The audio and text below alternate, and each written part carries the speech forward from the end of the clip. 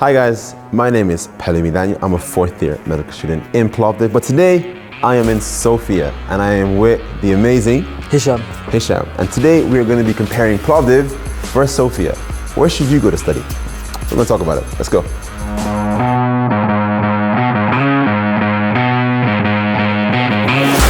So, Hisham, Yep.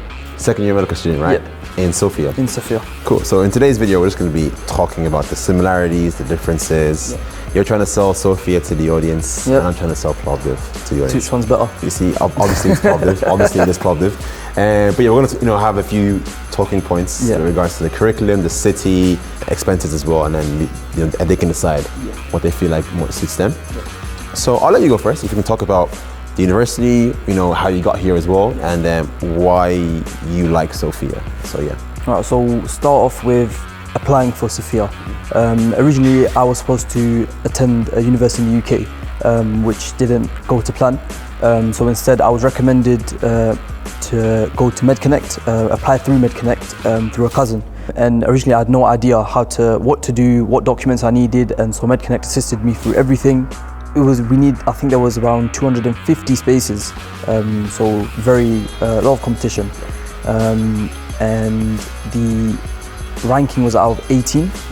You needed a 17.5 to get in, right? So a very high score, right? Yeah. And I do believe this year it was a lot higher. I think last year we had around just over 100 non-EU students, but this year it's now around 70. So a lot of competition.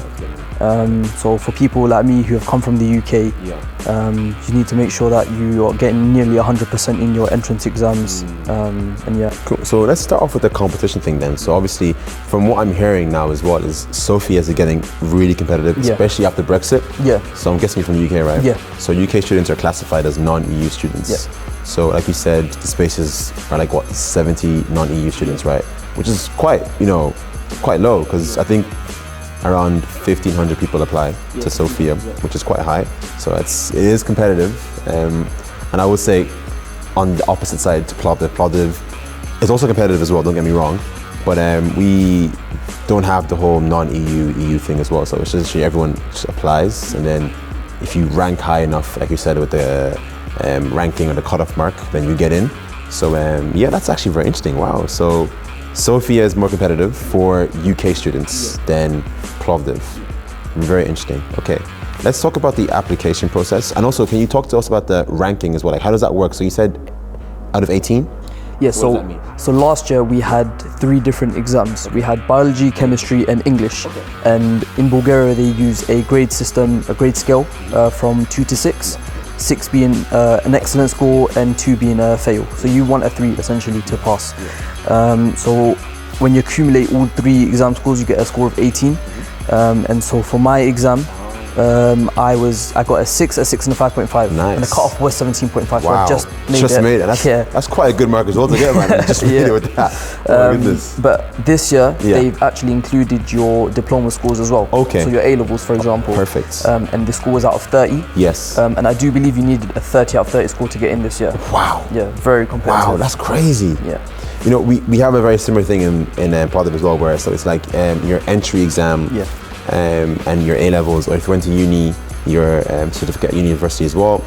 But with Plovdiv, how it works is they actually weigh your entry exam a lot higher than what you get at A-levels or at university. Very similar to you guys, we have biology and chemistry. We don't have English. It's just a biology and chemistry exam. And it is recommended you score 5.5, or if you can, 6. Like literally try and get a 6, and then you're guaranteed entry. At 5.5, it's like, still, but so far, it sounds like Sofia is more competitive. Yeah, definitely. And Plovdiv, which is, I don't know, is that a good thing or a bad thing? I don't know. It's whatever you take from that. Let's talk about like expenses, finances. What's cheaper? What's more expensive? I'll start with Plovdiv. Okay. So I know tuition fees now. We'll start with that now. Tuition fees in Plovdiv. I don't know what's like in Sofia. You can talk about that. But in Plovdiv, as of like 2023-24 season, it is now 9,000 euros. It used to be 8,000, but now it's 9,000. So there's that, and you pay that in September, and then you pay this. You pay the first part in September and the second part of it in February. So you pay about 4.5 grand in September and then 4.5 grand in February. So the beginning of each semester you pay that. And as far as living costs, I think it is getting more expensive to live in Plovdiv as well right now as well. I think for like a decent apartment, like you're talking about like probably 400 euros to about maybe 600, within that range, to find like a decent, like modern bedroom, oh my goodness, bedroom, a 1-bedroom apartment in Plovdiv. As far as living costs as well, very similar to Sofia. Transport, we can get a bus pass, which is what we use in Plovdiv. It's not as big as Sofia, and we get buses everywhere. But it's like 15 lev for the month, which is quite cheap as well. And then food is probably the most expensive thing in Plovdiv for us as well. We spend a lot of money on food, because I don't know why groceries are pricey in Bulgaria, but they are quite pricey compared to Lidl or Aldi in the UK. So I'll say Plovdiv is getting a bit pricier. It's not like crazy expensive, but it is a bit pricier. How about Sofia? So in terms of the tuition fees, it's the same as well. So as of 2023, the new students have to pay 9,000 euros as well. Similarly split up, 4,500 in the first semester, and then second semester 4,500. In terms of living expenses, I would say it is this capital city, Sofia. So you'd expect it to be a lot more expensive.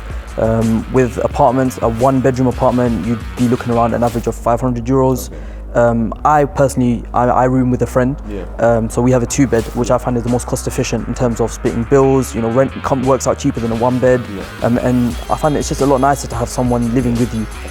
So I pay 600 euros for my 2-bedroom, but they can go upwards of around 700, 800 if you want to go to a lot nicer one. Yeah, so that's 300 each basically, right? Yeah. Cool.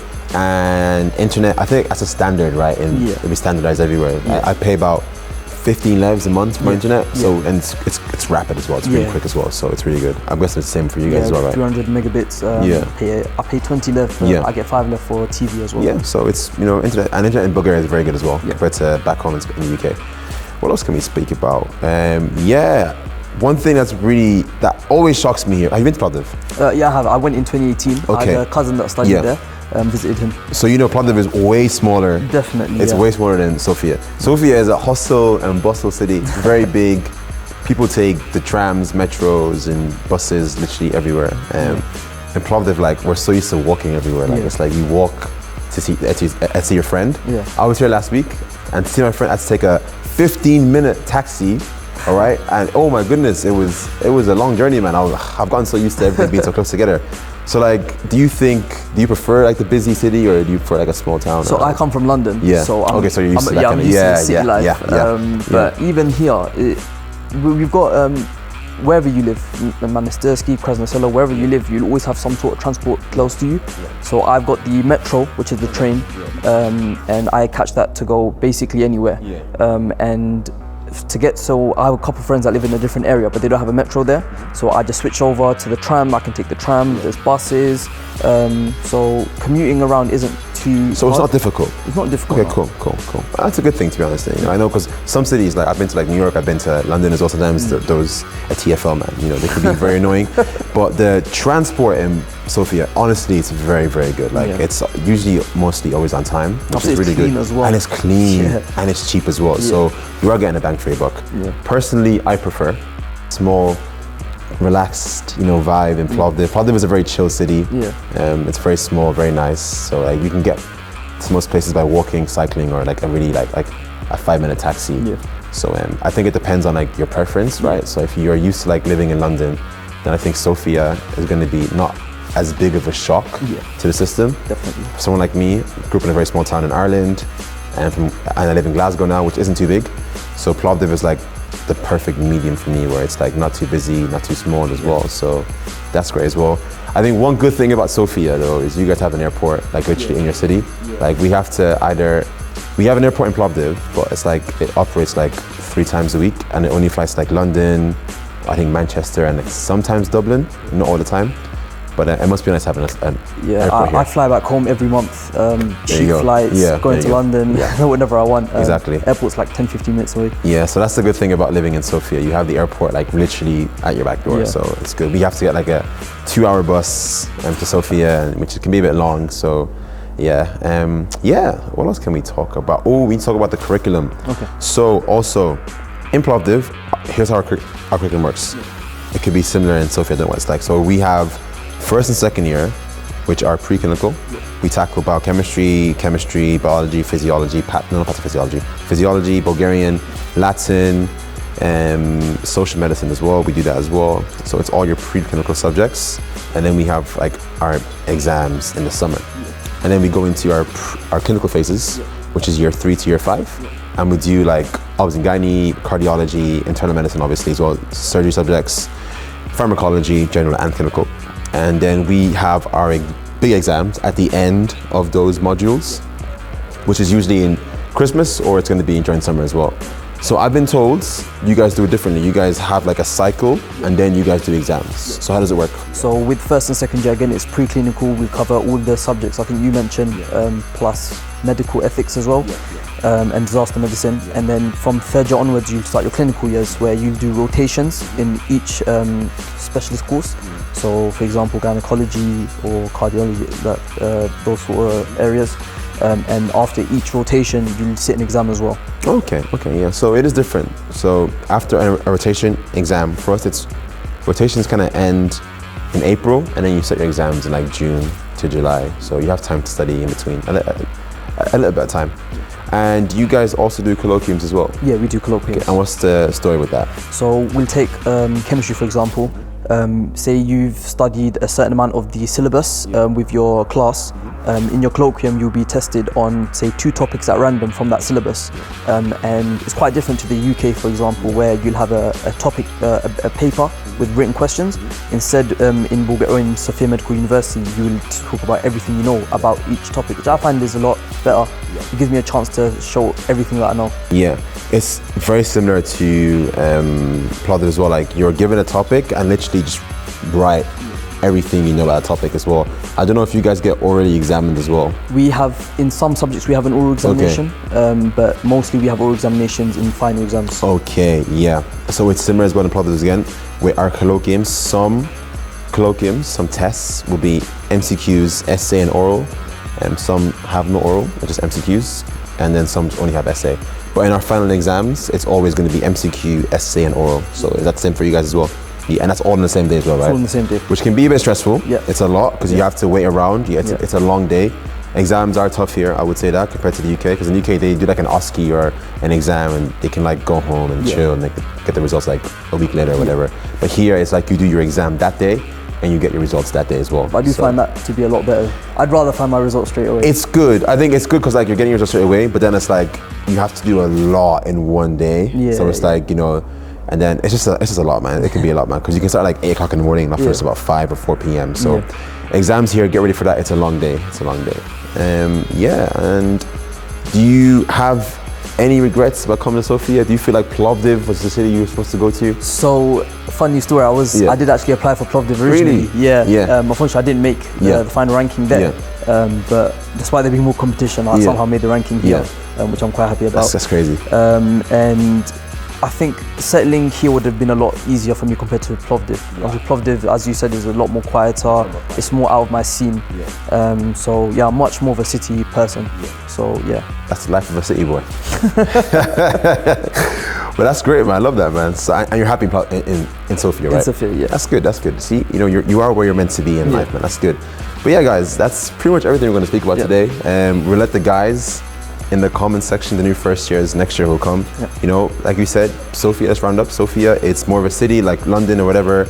It's gonna be really busy. It's really big. You got an airport, great public transport as well. You do rotations and then your exams after that in the clinical years. And then Plovdiv on the other side, a lot more chill, smaller, it's more nice, in my opinion. We do our clinicals again, which is where we have our rotations and then exams in the summer period as well. So you guys can pick and choose which ones you feel are more suitable for you. You said as well, Sofia is a lot more competitive as well, so have that in mind. If you are a UK resident, make sure you know that Sofia will be harder to get into than Plovdiv. But yeah, that's everything we have to talk about today. Thank you so much. Have you got anything else you want to add? No. For the camera, no? No? No. Cool. That was great. Thank you so much, man. Thank you. All the best.